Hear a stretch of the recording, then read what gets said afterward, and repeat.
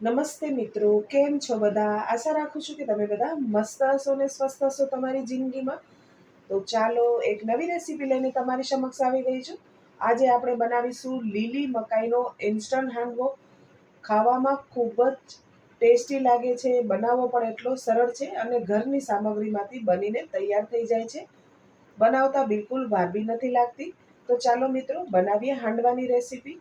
તેના માટે મેં એક મકાઈ લીધી છે. મકાઈ છે તે એકદમ ફ્રેશ જ લેવાની છે અને આ મકાઈ છે તે બહુ મોટી પણ નથી અને નાની પણ નથી, તે સાઈઝની મેં મકાઈ લીધી છે. અને તેના દાણા છે તે સાવ કાચા ન હોવા જોઈએ અને વધારે પાકા પણ ન હોવા જોઈએ. હમણાં મકાઈ છે તે સસ્તી પણ મળે છે અને સિઝન પણ મકાઈ મળે છે, એટલે સિઝનલ વસ્તુ છે આપણે ખાવી જોઈએ. તો આપણે તેને અલગ અલગ રીતે બનાવીને ખાઈ શકીએ છીએ. અને મિત્રો મેં બીજી પણ મકાઈની ઘણી રેસીપીઓ શેર કરી છે, તો તમે તે પણ જોઈ શકો છો. હવે આવી રીતે મકાઈને છોલી લેવાની છે અને આવી રીતે અંદર જે દોરા જેવો ભાગ હોય તેને પણ આપણે કાઢી લેવાનો છે. મેં મકાઈને સરસ રીતે છોલી લીધી છે. હવે તેના બધા દાણા છે તે આપણે કાઢી લઈશું અને બધા દાણા કાઢી અને 1 કપ ભરીને આ દાણા થયા છે. હવે તેમાં આપણે 2 ઇંચ આદુનો ટુકડો નાખીશું અને 2 જેટલા આપણે લીલા મરચાં નાખીશું. તમને વધારે તીખું પસંદ હોય તો તમે વધારે મરચાં તીખા નાખી શકો છો. હવે તેને પલ્સ મોડ પર આવું કકરું પીસવાનું છે. તમે જોઈ શકો છો આવું દરદરું જ પીસવાનું છે. આપણે એકદમ તેની પેસ્ટ નથી બનાવી, નહીં તો આપણું હાંડવાનું ટેક્સચર બરાબર નહીં આવે. હવે આપણે મકાઈ લીધી હતી તે જ વાટકીથી 1 કપ આપણે જાડો રવો લઈ લઈશું અને અડધો કપ આપણે દહીં લઈશું. અને જે આપણે મકાઈની પેસ્ટ વાટીને રાખી હતી તે આપણે આમાં નાખી દેવાની છે. અને મેં 1 ટેબલ સ્પૂન જેટલા મકાઈના દાણાને અલગ કાઢીને રાખ્યા હતા તે નાખીશું. તેનાથી એકદમ ક્રંચ સારો આવશે હાંડવો ખાશું ત્યારે. સ્વાદાનુસાર મીઠું નાખી દઈશું. અડધી ચમચી આપણે હળદર નાખી દઈશું અને બધી સામગ્રીને સરસ રીતે મિક્સ કરી દેવાની છે. હમણાં આપણે બહુ પાણી નહીં નાખીએ, કારણ કે આપણું બેટર છે તે હાંડવા માટે થોડું આપણે થીક જોઈએ. આપણે જે આ બેટર તૈયાર કરી છે તેનાથી તમે મકાઈના ઢોકળા પણ બનાવી શકો છો, પણ તેનું બેટર તમને થોડું ઢીલું રાખવું પડશે, તો તમે મકાઈના ઢોકળા સરળતાથી બનાવી શકશો. પણ મકાઈ અને હાંડવાનું બેનું ટેક્સચર અલગ રાખવું. હવે આપણે 2 ટેબલ સ્પૂન જેટલું પાણી નાખી દઈશું. હજી બેટર આપણું ઘાટું છે, એટલે અતિશય ઘાટું બી નથી રાખવાનું અને પાતળું બી નથી રાખવાનું. આપણે ઢોકળા કરતાં થોડું ઘાટું રાખવાનું છે.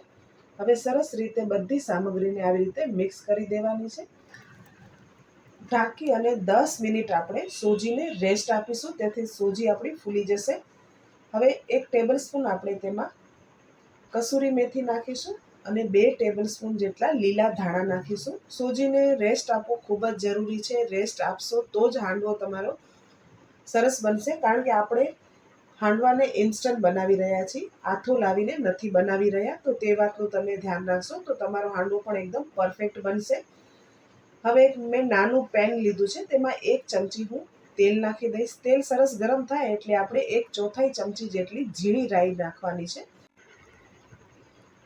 હવે એક બાજુ આપણે આપણું મિશ્રણ જે તૈયાર કર્યું છે તેમાં 1 પાઉચ જેટલો ઈનો નાખી દઈશું અને ઉપરથી 1 ટેબલ સ્પૂન જેટલું પાણી નાખી અને સરસ રીતે એક જ ડાયરેક્શનમાં તેને મિક્સ કરવાનું છે અને હલકા હાથથી તેને મિક્સ કરીશું. આવી રીતે હલકા હાથથી મિક્સ કરવાથી અંદર જે એર બબલ છે તે બેસશે નહીં અને હાંડવો આપણો સરસ એકદમ ફૂલેલો ફૂલેલો બનશે, એકદમ જાળીદાર બનશે.